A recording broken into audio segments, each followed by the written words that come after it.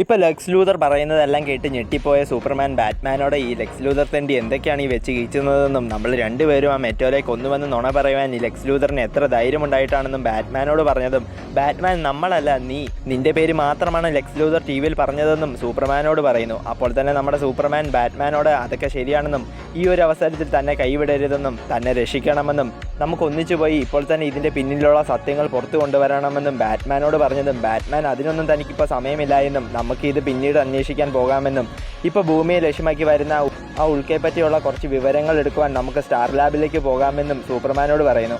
അങ്ങനെ അവർ രണ്ടുപേരും ഇപ്പോൾ സ്റ്റാർ ലാബിലേക്ക് പോവുകയാണ്. ഇതേ സമയം സൂപ്പർമാനിട്ട് പണി കൊടുത്തതിൻ്റെ സന്തോഷത്തിലിരിക്കുന്ന ലെക്സ് ലൂതറിൻ്റെ അടുത്തേക്ക് പവർ ഗേൾ വരുന്നു.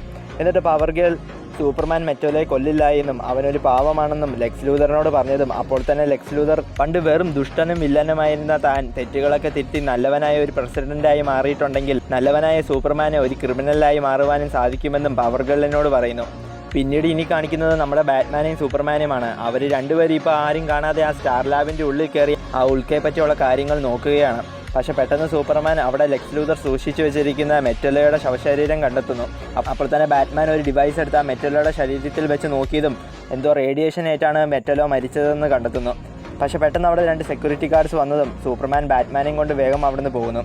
അതുകൊണ്ട് തന്നെ ബാറ്റ്മാൻ ആ ഉൽക്കയെ പറ്റിയുള്ള ഡേറ്റകൾ എടുക്കുവാനും സാധിച്ചില്ല. അങ്ങനെ അവർ രണ്ടുപേരും അവിടുന്ന് പോകുന്നതിനിടയ്ക്ക് നമ്മുടെ സൂപ്പർമാനെയും ബാറ്റ്മാനെയും കുറേ വില്ലന്മാരും വില്ലത്തിമാരും വന്ന് അറ്റാക്ക് ചെയ്യുകയാണ്. അവരിപ്പോൾ വന്നിരിക്കുന്നത് സൂപ്പർമാനെ പിടിച്ചു കൊടുത്ത് ലെക്സ് ലൂതറിൻ്റെ കയ്യിൽ നിന്നും പൈസ മേടിക്കുവാൻ വേണ്ടിയാണ്. അങ്ങനെ ഇപ്പോൾ അവിടെയുള്ള വില്ലന്മാരോടും വില്ലത്തിമാരോടും നമ്മുടെ സൂപ്പർമാനും ബാറ്റ്മാനും ഫൈറ്റ് ചെയ്യുന്നു.